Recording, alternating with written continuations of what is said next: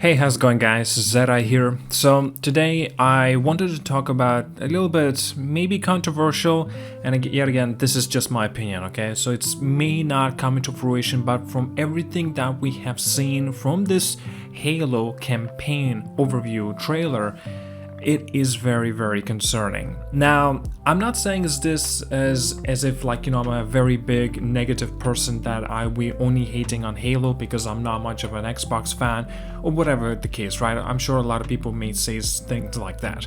No, what I'm saying is basically what it strives to do in terms of its campaign, and is it really that good enough? Okay, now I'm sure a lot of you may not agree with me, and I'm hella sure that a lot of Halo fanatics are just going to be trying to every move try to blur at me and say like, okay, you don't know what you're talking about. But after seeing the Halo campaign's overview, the trailer, I don't understand why this was the main marketing tool that they have decided to go upon, right? So basically, the main premise of Halo Infinite is, it's an open world, right? It makes sense. That's cool. It's a kind of new thing for Halo as well. Halo Infinite this time around, actually, what is the main element that it has in this open world? And they have pretty much advertised quite a few times and mentioning it, that you simply have to clear out the outposts, locations, areas, clear out the enemies. Really? That's it? Okay, so basically this is why exactly I have titled this video Halo Infinite is basically one of those newer Far Cry games. Because realistically, Far Cry, what it strives to do as well is a similar aspect, right? Go to different outposts and clear out the enemies. Some things that there also contain side objectives within those outposts that you can gain extra resources or perhaps extra experience or maybe some additional rewards. Okay, and this is an optional, right? And there will be some kind of little bit of a challenge in them. So after seeing Halo Infinite, and especially what's been mentioned regarding it in this campaign overview trailer, you're gonna have to admit it to some degree that all you really do is just simply going from point A, point B, C, D, and clearing out the whole map of the enemies. And so you're done with that area, you're done with that part, that's it. And you just keep on doing that again and again and again. But I'm sure there will be, I hope anyway, that there will be extra things that you will have to do.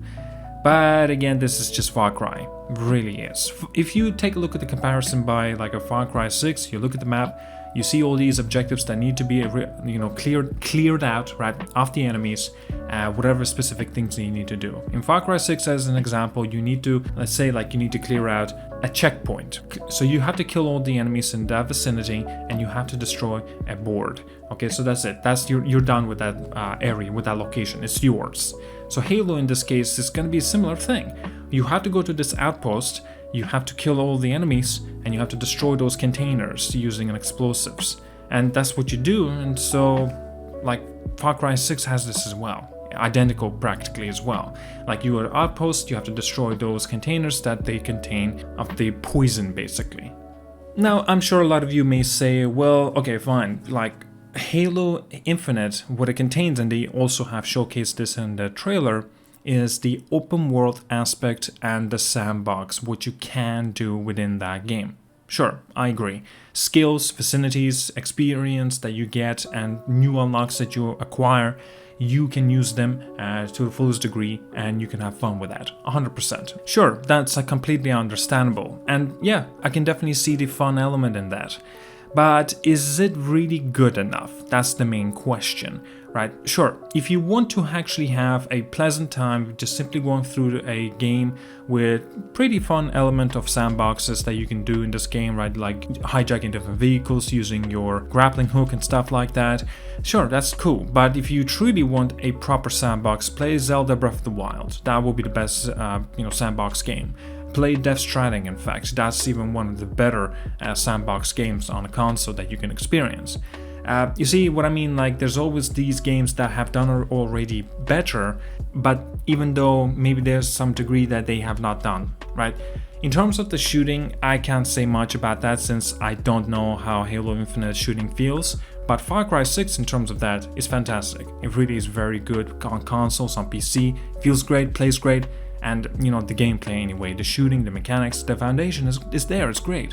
Halo Infinite, I'm sure it's gonna have a very, very good shooting mechanics as well. I'm sure a lot of people say that there's some kind of issues with the guns, I'm not sure, or maybe it's just the sound, but I'm not worried about that.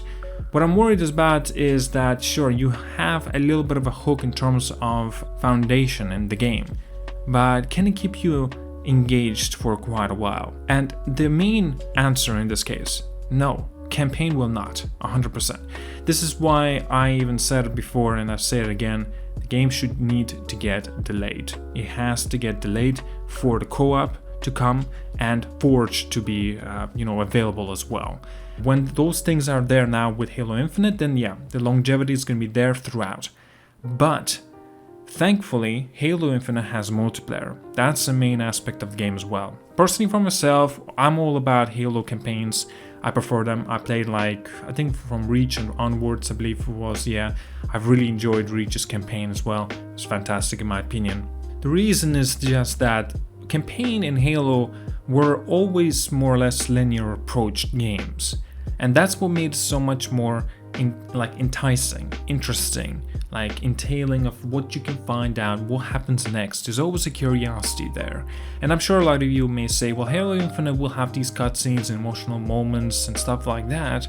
But yet again, can you really say that? Sure, I may be wrong. I am just talking, giving you my thoughts, my opinion. I may be wrong.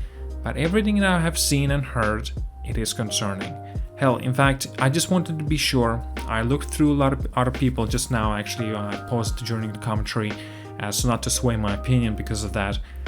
I looked through just to see if there are any concerns. And yes, a lot of people, what they're saying, they're pretty much saying the same thing as I. And so, how can you just sit there and say, what the hell am I talking about? You can't just do that. Sure, a lot of you that are excited for Halo Infinite, I'm sure you're going to be very pleased what you're getting here. Because multiplayer, let's say if you're getting this game for multiplayer, I think you're going to be very happy.